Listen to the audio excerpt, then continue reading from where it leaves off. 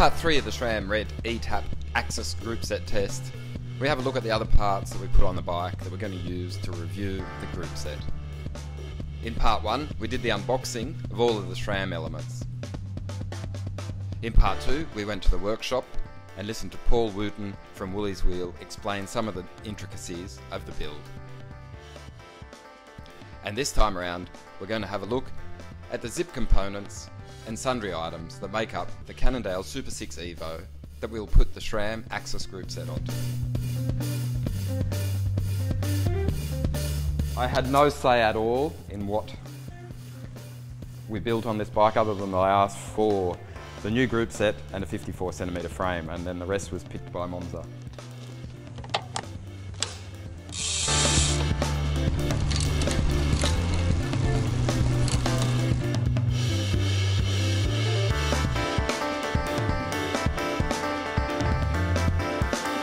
Aha. So this is a whole bunch of new goodies. I'm going to just shift that aside and we'll pull them out item by item.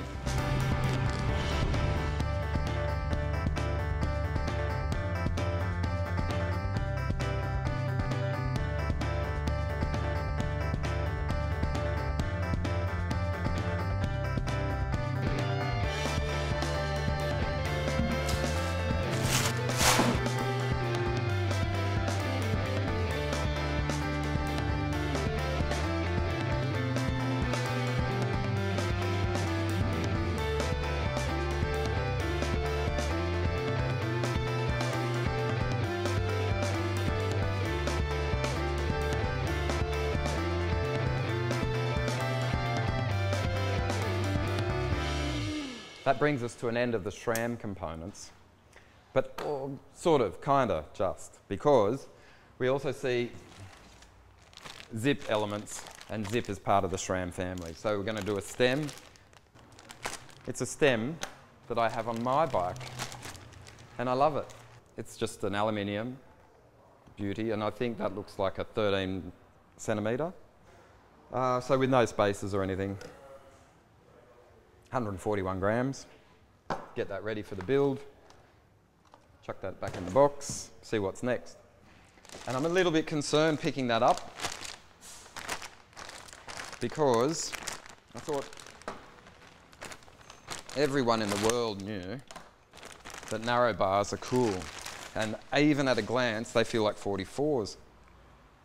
Or I could be mistaken. I could be all right. They could be 42s. And not only are they 42s, but it's just the modernised version of what I got on my bike. I'm pretty happy about that because they're bloody unreal. If you're looking for a set of bars, fantastic. It's a shallow drop. I love it. It's not a big reach. I love it. And especially if you're considering going to disc brakes where your hood is a little bit longer, then think about the reach of your bars because it's going to affect your positioning. It's a true story. So I like them. Oh, they're Zipp. They're Zipp. They're aluminium. See, my metallurgy report, aluminium. SL70s, I think. Oh, SL70s, I'm told. Yeah, in case you give a shit about naming protocol. 252 grams-ish, around about that, 250. It's not rocket science, but really good bend and highly recommended. But what we do have, something that I sort of thought might be missing, because that's sort of when you're building a bike from scratch, you tend to forget about some of the detail. But they're here. And they're Zipp, and they're tyres, and they are, what size? 700 by 25. One of them weighs 205 grams, two of them will be 410 grams. Inside those tyres, we're going to chuck a couple of Zipp Tangente, SL Butyl Tangente. Anyway, some tubes. This is where costs can be cut when you're doing an OEM spec'd bike. But anyway, just for the shits and giggles, 72 grams times 2, 144. One last thing from that component box, a saddle from Fabric. Did you guess it? Yep, also part of the Monza distribution family. It's got a little clip on that, and I'm just going to work that out. There we go. Neat packaging, very cool. I like that. Unrivaled versatility and choice. Fabric, out of interest, they started 3D printing saddles, feels like 5 or 6 years ago. It was probably even longer. Anyway, I haven't ridden a lot of them. It's got a carbon rail, doesn't weigh very much, looks pretty comfy, 198 grams. Right, what we really want to know is how this stuff rides, so I'm going to rush the unboxing of the rest of the bike.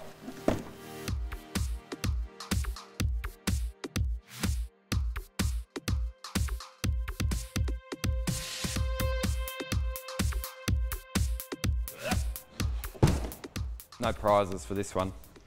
Zipp, and I don't know which wheels we got. I think it was just basically a matter of trying to marry them up to the bike. And I know Monza is pretty proud of their group set and their bike and their wheels.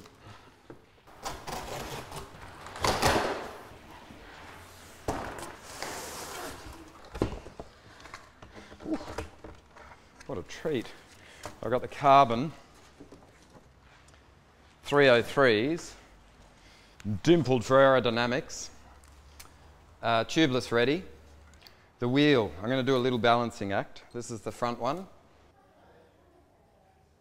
761. Very nice looking wheels. Personally, I don't need carbon fibre rims, but when you get them, they're pretty cool. And you don't have to whinge about the braking surface anymore.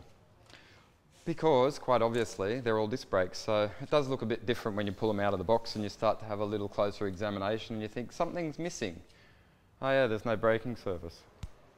Okay, rear wheel without the skewer or the cassette. 895 grams. What are they? They're end caps. They're 12mm end caps for through axle wheels. So there you go, they're 12mm end caps for through axle wheels, I knew that. And they weigh in at 15 grams. I'll pop them back in the bag.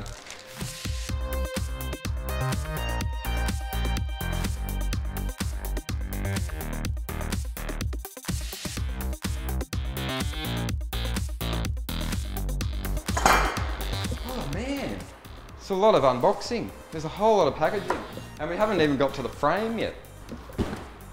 There's something expensive inside that. As I've said before, my history with Cannondale is actually immense. I've got a Black Lightning in my collection. It's a special limited edition one. A black Campagnolo record, black Neutron wheels. It's a piece of cycling exotica that I'm never going to relinquish. I love it to bits. And this is the new Super-Six Evo, so I'm told. This is going to come now, beautifully built with SRAM, by the time we walk out of this shop later today. There is, out of interest, a packaging slip, but we're going to ignore that completely, because this is just a test bike. So anyone who writes and tells me later, but why did you spend so much money on your bike when you told me you like your Focus with red? It's because I didn't spend money, it's just a test, like the olden days, where we get a bike, we build it up, we ride it for a little while and we piss it off.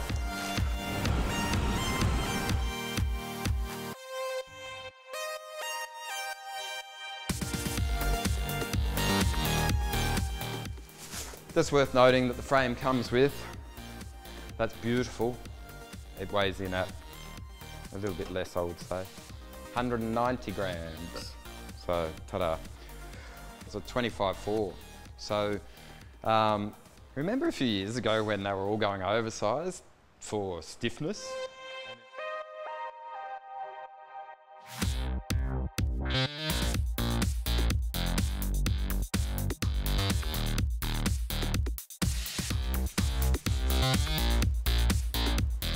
More slender than I expected. There's been a real trend for real fat ones, but she's come in pretty thin. Of course, it's a carbon steerer. What modern bike doesn't come with a carbon steerer? We see that's disc brake ready. Obviously, we've got the fastening mount here, and the internal cabling goes in here. And internal hose. And the internal hose. Okay, cables versus hose. You put fluid in it, not an inner cable. Thanks, Dave. We've got Dave here from SRAM. We'll introduce him in a minute and he'll tell us all that he knows, like hose instead of cable.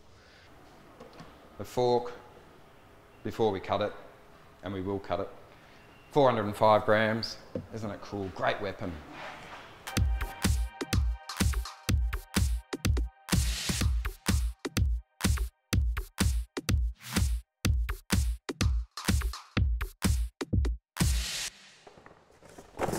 last bit of what feels like a never-ending unboxing. Oh, sweet. I'm an idiot. I forgot the naming protocols.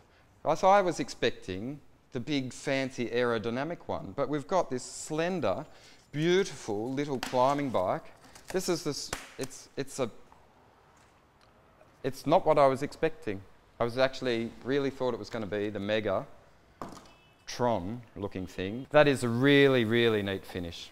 I've been told it was the Super-Six Evo. It turns out to be the Super-Six Evo, but in my mind's eye, when I was unboxing, I thought it was going to be the new Aero one, which is that, what's that called? A couple of things to mention. Integrated derailleur clamp, it's sort of fairly standard. Glossy top, that matte finish, glossy logo, black on black on black with a little bit of grey.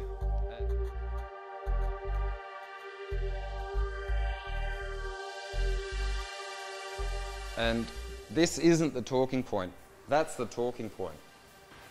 I remember how we do this. We come up a bit. Aha, look at that. 859 grams.